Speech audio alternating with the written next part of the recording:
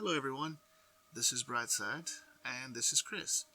And this is the first episode of a series we may continue doing called Artist vs. Artist, or AVA. This episode is about swords, and we hope you enjoy it as much as it was fun for us to create our own unique, original sword ideas. At the end of the video, you will see both images, and please remember to vote in the comments so that we know who won. Hello everyone. As you can see, this is my sword, which you can tell has plenty of eyeballs on the blade, and hands for the handle, and innards or guts as part of the hilt, and for some reason a hand on the bottom at the tip with the hat just on top of it.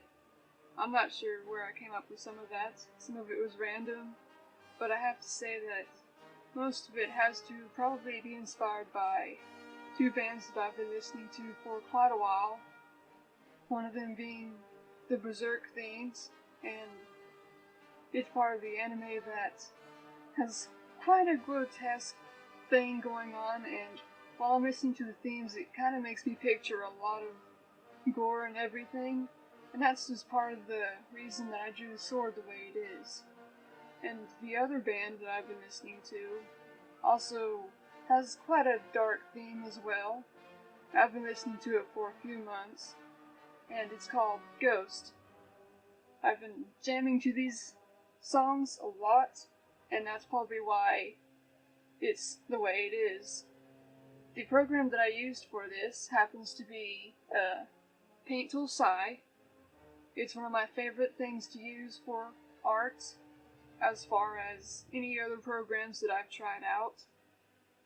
And so far, this is part of my result. I'm going through making different layers and trying to color in the best that I can, but also find a good idea for the 2D part and everything to be colored just right, like it's an anime style.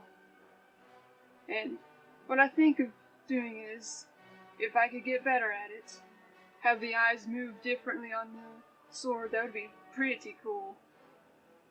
But I don't know how to make motion like that yet, but I will make it possible soon.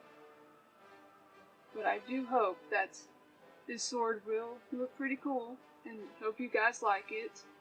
Thank you.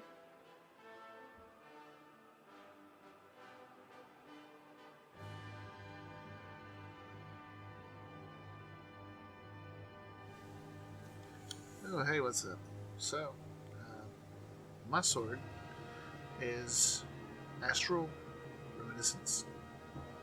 The idea is that it's a werewolf hunting sword made from a moonstone, of course, and like whenever there's a werewolf in sight, you got the idea that you can detect it using the weapon, reflect lights off of it, and any light source would work. And if there's a lycanthrope in the area, the beam would cause it to react.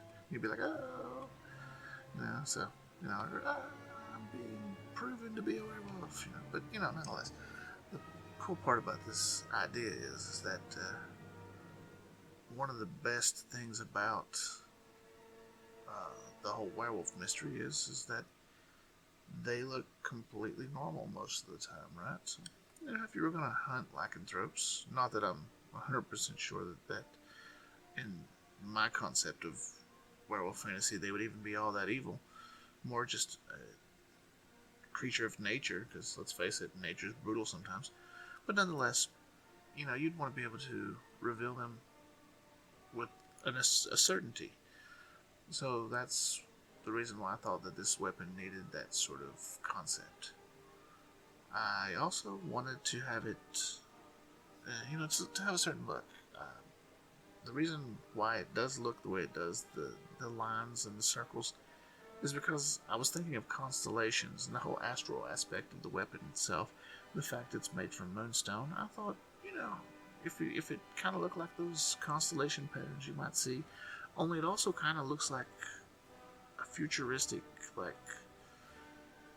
like a circuit board kind of design. Also, I liked it, so I kept it in there. Uh, the lines on the guard, at first, when I was doing them, my concept was maybe the guard could move, like it had sort of a life of its own. Whenever you were fighting someone and their blade slid down to the guard, it could just curl up and grab and trap their blade and be an extra advantage. And I had resolved not to bring that up, but I figured I'd tell you why it's there. I kept it because even though I abandoned the concept, the design looked pretty cool that way, so I just kind of kept it in there. I was like, yeah, it works. But yeah, so that's kind of why I did it.